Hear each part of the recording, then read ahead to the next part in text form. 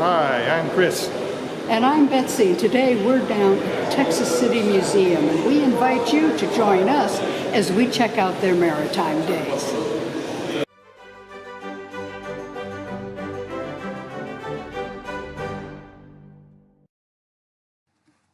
The Texas City Museum was really interesting, especially since that particular Saturday they were having their Maritime Exhibition.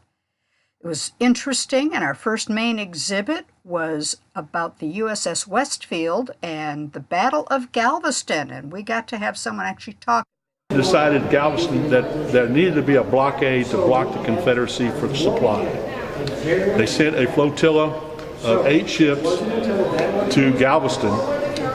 The Westfield was the flagship of that flotilla, and Commodore William Renshaw was the commander of the flotilla. The USS Westfield was a Staten Island ferry that was acquired by the Union Army or Navy and was converted to a gunship. It was very desirable because it was shallow draft, and also it didn't have to turn. In other words, you go one way, you make it go the other way. It didn't have to have a turning radius to turn it. So it could navigate in narrow rivers and things like that.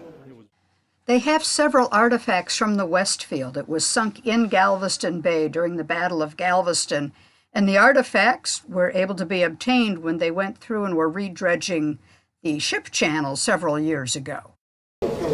Well, in the meantime, the Confederacy has changed. The command of the Confederacy in Texas has changed. General John Magruder, Prince John, his name was, had taken over the Department of Texas for the Confederacy. His main goal was to get Galveston back. He said that is the key to supplying. His plan was a two-pronged plan. One, he was going to have a naval engagement on the ships in the harbor, and also a land-based attack with soldiers to take the infantry or to take the city back and occupy it. But he had a major problem. He had no warships to use.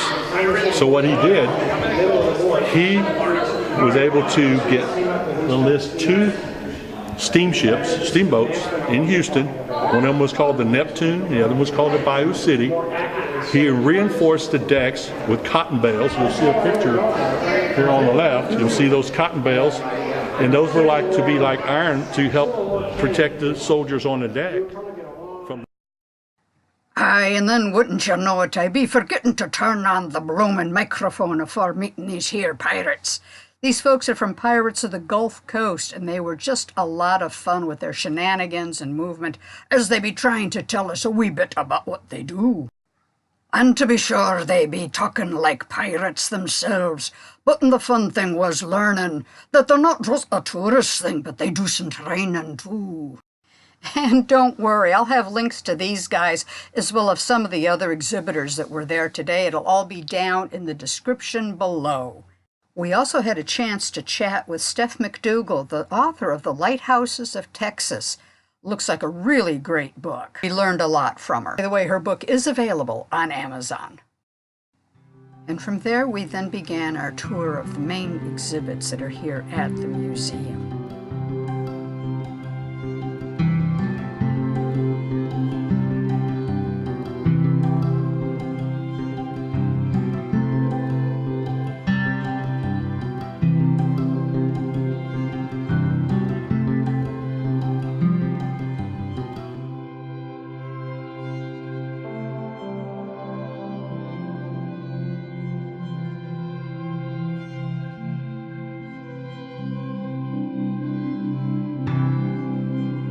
They had a separate exhibit room set up with some different ones. We learned about seashells. We saw the Galveston Naval Museum there again. We learned about the Texas Navy. That was fascinating.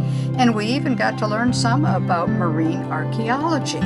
Like I said earlier, they had many special exhibits there, from the Ocean Star. They had a special kids room. The Coast Guard Auxiliary was there. And again, all those links are going to be below, down in the description for your convenience. Hope you check these guys all out.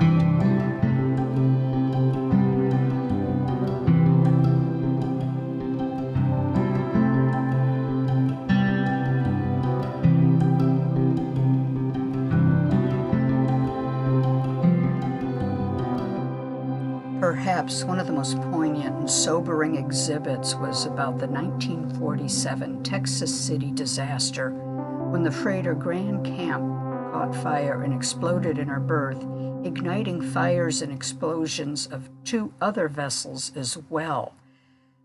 One of the worst industrial accidents in American history. Over 600 people were killed, thousands were injured. Just a tragic time. And yet it just proves the resiliency of community.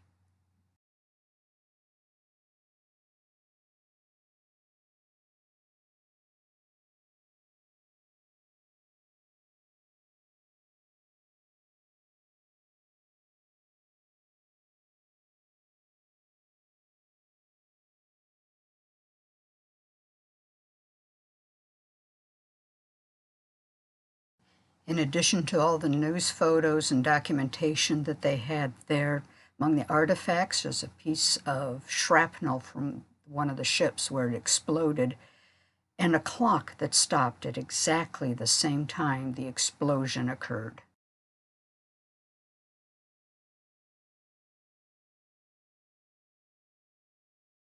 After making our way through the rest of the exhibits, we then made our way up the stairs. It was time to check out the Galveston County Railroad, Model Railroad Club display that's up on the 2nd floor.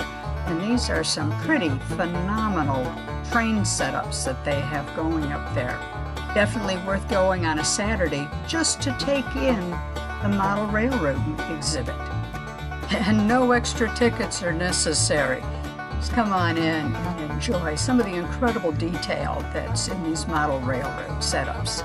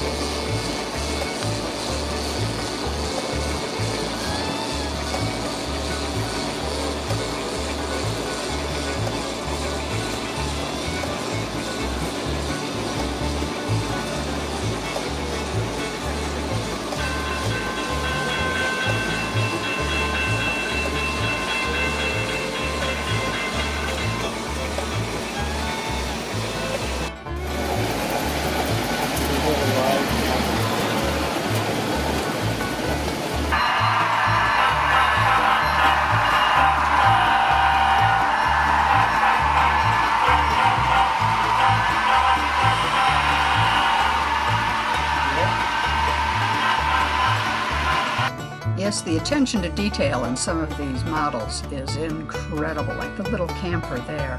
And these trains come in all sizes. You'll find a size represented in every single one of them. We enjoyed checking out some of the artifacts and vintage things like the little Lionel train gun.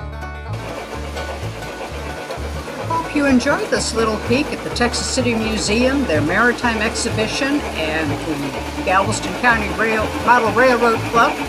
If you like this video, please give us a thumbs up. And if you haven't subscribed yet or signed up to get our notifications, we hope you'll do that so you can keep up with what's going on. And who knows, as we go, maybe we'll see you on the road. Take care.